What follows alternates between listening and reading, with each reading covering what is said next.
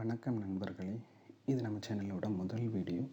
இந்த வீடியோவில் என்ன பார்க்க போகிறோம்னு கேட்டிங்கன்னா, நம்ம தினமும் பயன்படுத்திகிட்ருக்க அப்ளிகேஷன்ஸ் நம்மளோட பர்சனல் டேட்டாவை திருடி சீன நிறுவனங்களுக்கு கொடுக்குறதாகவும், நாட்டோட பாதுகாப்பு கருதியும் 59 அப்ளிகேஷன்ஸை இந்தியன் கவர்மெண்ட் பேன் பண்ணியிருக்காங்க. அதை எப்படி ரிமூவ் பண்ணுறது, அது ஆல்டர்னேட்டாக இருக்கிற ஆப்ஸை எப்படி இன்ஸ்டால் பண்ணுறதுன்னு இந்த வீடியோவில் பார்ப்போம்.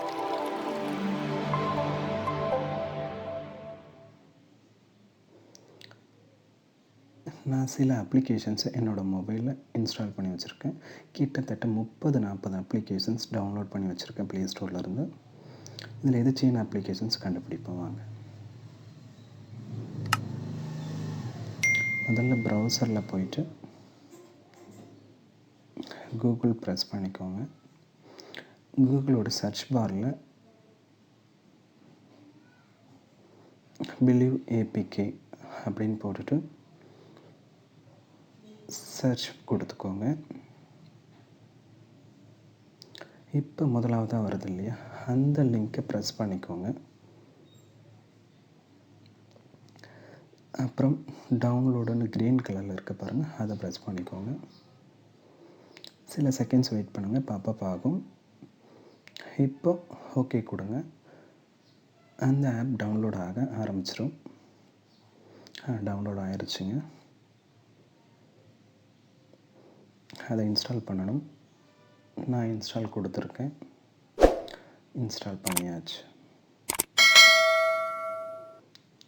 இப்போது அந்த அப்ளிகேஷன்ஸில் பிலீவ் அப்ளிகேஷன்ஸ் ஓப்பன் பண்ணுங்கள்.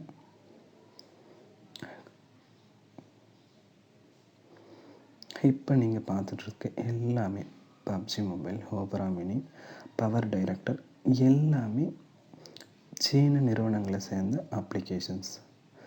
இப்போ இதை எப்படி நம்ம ரிமூவ் பண்ணுறதுன்னு பார்ப்போம். ரீப்ளேஸ் எப்படி பண்ணுறதுன்னு பார்ப்போம். பக்கத்தில் இருக்க ரீப்ளேஸ் பட்டனுக்கு தொட்டு ரீப்ளேஸ் பண்ணிக்கலாம். நான் ஓபரா மினியை ஓப்பன் பண்ணியிருக்கேன். இப்போது அதுக்கு ஆல்டர்னேட்டாக இருக்கிற அப்ளிகேஷன்ஸ் கீழே காட்டுது பாருங்கள். அதில் நமக்கு பிடிச்சதை இன்ஸ்டால் பண்ணிக்கலாம். ஆல்டர்னேட்டிவ் க்ரோம் இருக்குது.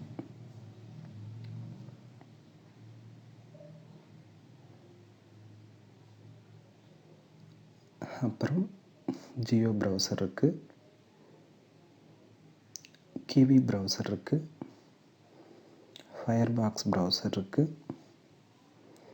இப்போ இதில் ஏதாச்சும் ஒன்று இன்ஸ்டால் பண்ணிக்கலாம். நான் ஏற்கனவே க்ரோம் இன்ஸ்டால் பண்ணி வச்சுருக்கிறதுனால எனக்கு ஓபரா மினி வேணாம் தோணுச்சு. நான் அன்இன்ஸ்டால் கொடுக்குறேன். அன்இன்ஸ்டால் பண்ணிவிட்டு ஒரு சீன அப்ளிகேஷன்ஸை பாருங்கள், ஓபரா மினி போயிடுச்சு. இதே மாதிரி உங்களோட சீன அப்ளிகேஷன்ஸ் என்னவெல்லாம் இருக்கோ எடுத்துக்காட்டுங்க பாருங்கள். இன்ஷாட், ஷேர்மி, இப்படி இருக்கிற ஒவ்வொரு அப்ளிகேஷனுக்கும் நீங்கள் ரீப்ளேஸ் கொடுத்துட்டு முதல்ல ஆல்டர்னேட்டிவ் அப்ளிகேஷன்ஸ் இன்ஸ்டால் பண்ணிவிட்டு அப்புறம் சீன அப்ளிகேஷனை அன்இன்ஸ்டால் பண்ணிக்கோங்க. அவ்வளோதான் ஃப்ரெண்ட்ஸ்.